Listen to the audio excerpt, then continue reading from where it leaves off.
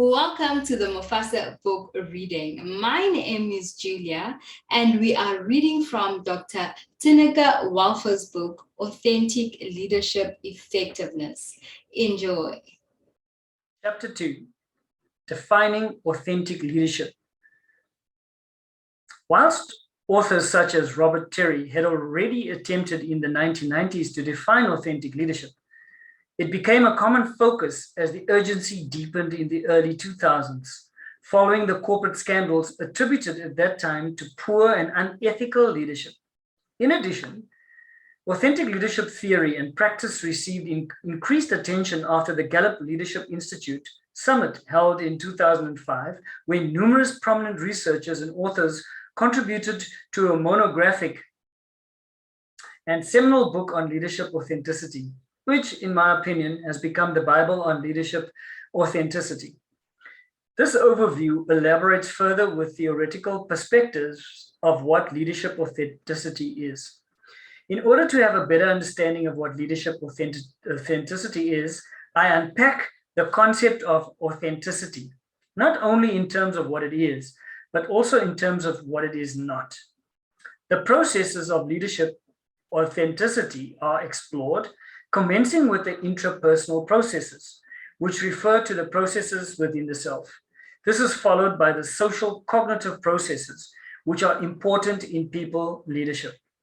I highlight how authenticity reflects in organizational leadership and explore whether authentic leadership and political acumen can coexist. Finally, I share some converging and diverging thoughts on leadership authenticity, as this has been refined over the years, especially since 2005, to be more suitable to the requirements of the leadership in the world today. What is authenticity, you ask? As already alluded to, a continual battle that we all fight in a world that would like to make us just like everyone else is to remain intrinsically who we really are. This applies especially in the organizational leadership context, which at times can squeeze the self out of the self, meaning that eventually we are not even sure who we are anymore. Authenticity is a term that is used in psychology as well as in sociology and existential philosophy, all which define authenticity slightly differently. For the purpose of understanding leadership authenticity required in organizations today, authenticity is essentially the degree to which we are true to ourselves despite external pressures, bearing in mind that we are in a material world where we encounter external forces and influences that might be very different from our own, our beliefs, and our values. This is exactly what the philosopher Sartre referred to when he said that there comes a point in one's life where one embarks on a search for the true self.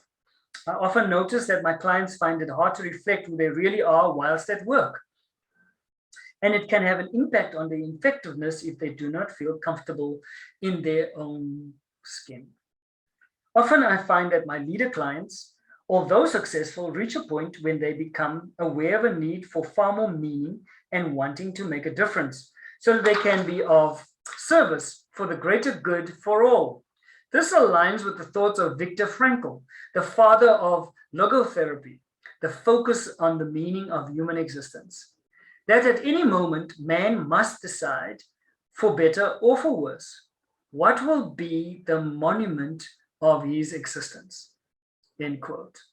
In the context of authentic leadership, this is an extremely important distinction, as leaders might appear to be true to themselves, but not necessarily for the greater good of those whom they ought to serve in their leadership position. Whilst there are many perspectives about what authenticity is, it is best understood not only by what it is, but also by what it is not. For instance, while sincerity can be regarded one of the cornerstones of authenticity in organizations, authenticity is not about sincerity, impression management, or self-monitoring. Whereas sincerity encompasses a lack of pretense, with a feeling of congruence in one's relationships and interactions with others, authenticity, on the other hand, is a self-reverential state of being. This is an important distinction. Authenticity is about regulating one's behavior with one's true self. This means knowing and staying true to one's internal compass, comprising one's purpose and values, even when there is no one else present. Impression management usually occurs when an inauthentic person aligns his or her behavior to what they believe is expected of them, rather than being aligned to an internal compass that keeps one true to self. Impression management could be described as a strategic presentation of self which can change depending on external influences with the intention of influencing and evoking a desired response from others. Impression management might also be the result of a lack of self-awareness of who the self really is, whereas the authentic person will ensure that the impression created is consistent with the true self. Recently, a client of mine who had developed authentic leadership during our program together told me that his organization had a new CEO. As they had recently undergone restructuring, resulting in retrenchments from the most senior levels down, he anticipated that everyone in senior levels would be clamoring to be noticed by the new CEO. His leadership outcome was to explore what he could do to create a favorable impression on the CEO. I reminded him that he was already extremely effective and a great asset to his organization. And we explored what he had already learned about himself during his authentic leadership developing journey. He was reminded of his purpose in the organization and his vision for the organization. My client realized that he did not need to do anything extraordinary to create an impression on the incoming CEO at that time.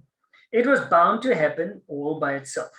All he needed to do was to continue his self-regulation so that his behavior consistently reflected his authentic leadership. Ultimately, this would be much easier than developing strategies for impression management. There therefore appears to be an inverse link between the degree of authenticity and degree of self-monitoring. High self-monitoring is often exercised by those who are less authentic, who are reported to have multiple selves, which are not necessarily who they truly are, and who display different behaviors according to what is perceived to be appropriate for the situation. On the other hand, high self-regulators will refer inwards for guidance in terms of how to behave appropriately whilst remaining authentic and true to themselves. Authenticity, therefore, is internally referenced, meaning looking inwards at oneself, allowing oneself to be guided by an internal compass. It includes both self-awareness and a commitment to align one's internal identity, purpose, and values irrespective of the situation, whereas inauthenticity is more externally or socially referenced.